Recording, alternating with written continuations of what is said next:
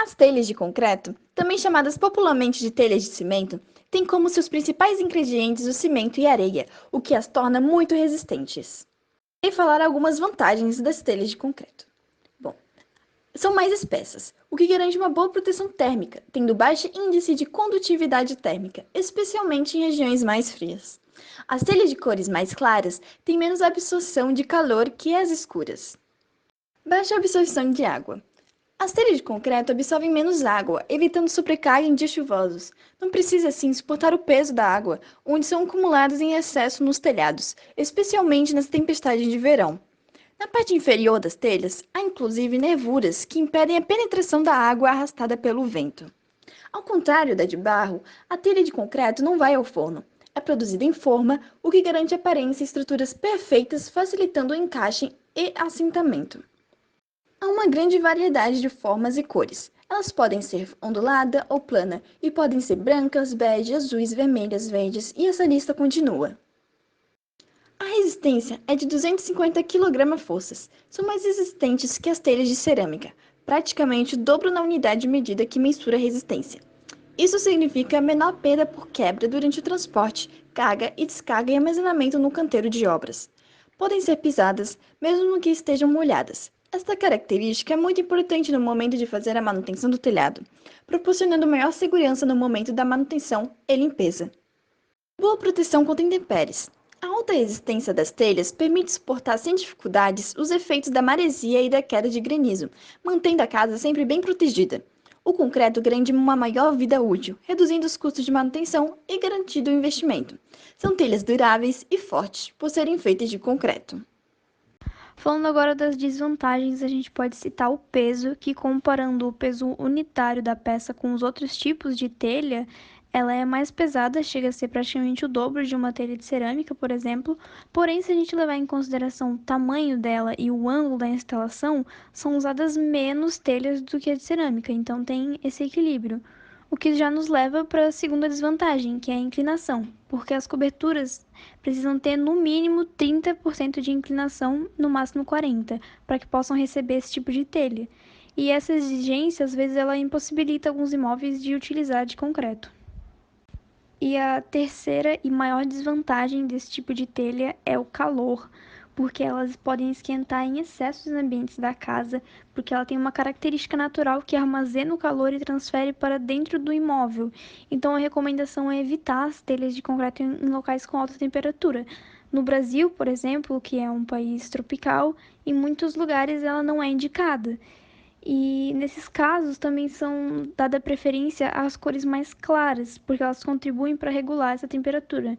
Para evitar essa desvantagem, podem ser utilizadas mantas isolantes na hora da instalação e telhas de ventilação, porque elas melhoram o fluxo do ar e diminuem essa transferência do calor para dentro do imóvel.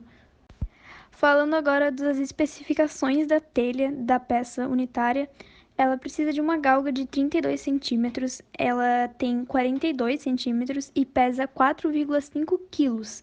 E por metro quadrado são necessárias 11 telhas. Fazendo a conta, o peso por metro quadrado fica 49,5. O preço por unidade é 2,33 e o preço por metro quadrado fica 26,75. Fazendo agora a comparação das telhas de concreto com as de cerâmica, a gente pode ver que a quantidade por metro quadrado das de concreto é muito menor em comparação às telhas de cerâmica, porém o peso da de concreto chega a ser quase o dobro das de cerâmica. Só que no final dos cálculos, o valor do peso por metro quadrado fica praticamente o mesmo, ou a de concreto até mesmo menor que a de cerâmica. Então existe um equilíbrio entre elas. Faça uso de todos os equipamentos de proteção individual, mais conhecidos como EPIs.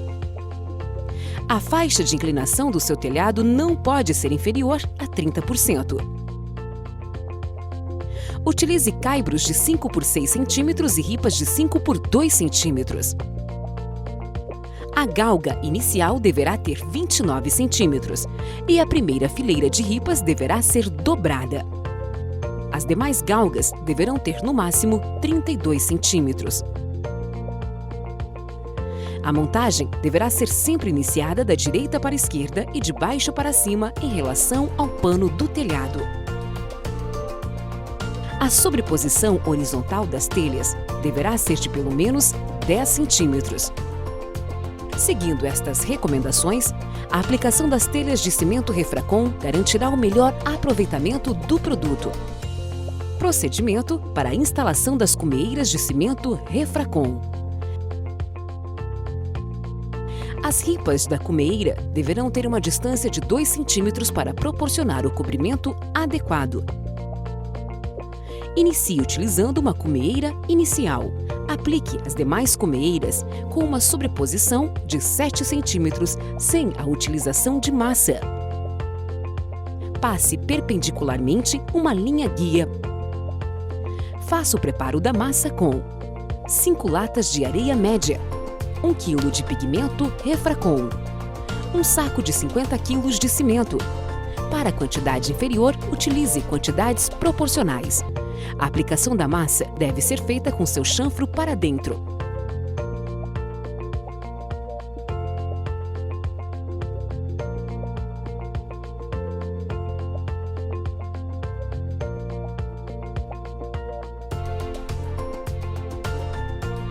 É totalmente errada e desnecessária a aplicação de massa abaixo da cumeeira e com seu chanfro ultrapassando o limite da telha. Tal ação pode causar rachaduras e infiltrações.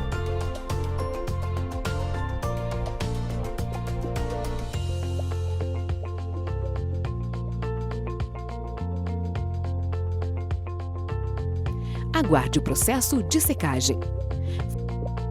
Faça sua limpeza e processo de acabamento.